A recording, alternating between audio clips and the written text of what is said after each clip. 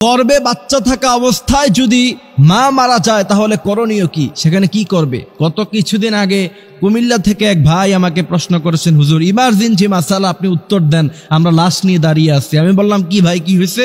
তিনি বলছেন আমরা হসপিটালে নিয়ে গিয়েছিলাম এক অন্তঃসত্ত্বা মাকে, সেখানে নেওয়ার পরে একটু পরেই ডেলিভারি হওয়ার কথা, ডাক্তার ভুলে কি ইনজেকশন দিয়েছে, তার কারণে 1 মিনিটের মাথায় অন্তঃসত্ত্বা মা সে মুহূর্তের মধ্যেই দুনিয়া থেকে চলে গিয়েছে, বিদায় হয়ে গিয়েছে।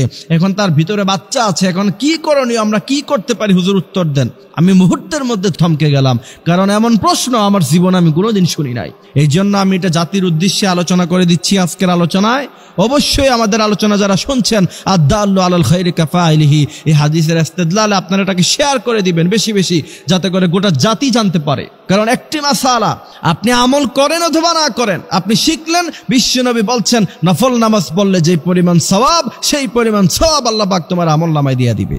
আমি অবাক হইছি যে এই প্রশ্ন তো কখনো পাই নাই। পরে আমি গবেষণা করে এটার উত্তর যেটা পেয়েছি, যদি সন্তান গর্ভে থাকা অবস্থায় কোনো মা মৃত্যুবরণ করে, যেহেতু এখন সায়েন্সের জমানা, যেহেতু এখন মেশিনারিজের জমানা, অবশ্যই চেক করে নিতে হবে সাথে সাথে যে বাচ্চা ভিতরে জীবিত আছে কিনা। সাধারণত বাচ্চা মা মারা গেলে বাচ্চা সাধারণত সাথে সাথে মরে যাবে, তারপরেও যদি কোনো কারণ আল্লাহ পাক তার হায়াত রাখে, সে যদি বেঁচে থাকে, অবশ্যই অপারেশনের মাধ্যমে বাচ্চাকে বের করে আনতে হবে, অবশ্যই এটা করতে হবে। আর যদি না হয় তাহলে কি করবেন? আমাকে প্রশ্ন করা হচ্ছে, হুজুর বাচ্চা যদি ভিতরে মারা যায় তাহলে কি তাকে আলাদা বের করে আলাদা জানাজা দিব নাকি একসাথে দিয়ে ফেলবো? এখানে হচ্ছে মূলত মাসালা।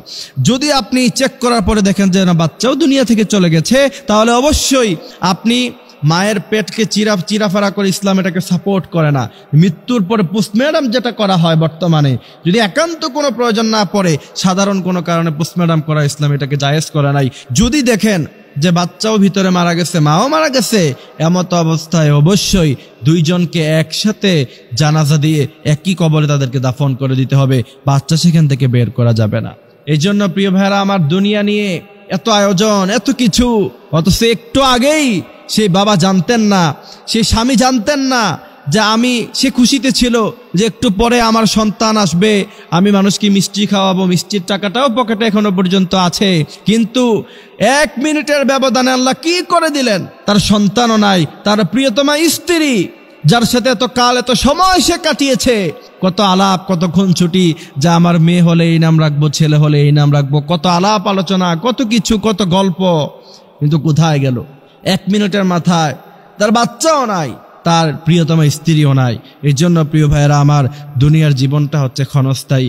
এই ক্ষণস্থায়ী জীবন আমরা আল্লাহর পথে যেন পরিচালিত করতে পারি, বিশ্বনবী সাল্লাল্লাহু আলাইহি ওয়াসাল্লামের দেখানো তরিকা, সাহাবাদের দেখানো তরিকা, বিশ্বনবীর সুন্নাহ দিয়ে যাতে করে আমাদের জীবনটাকে আমরা গঠন করতে পারি, সে তৌফিক আল্লাহ পাক আমাদের সবাইকে দান করুক।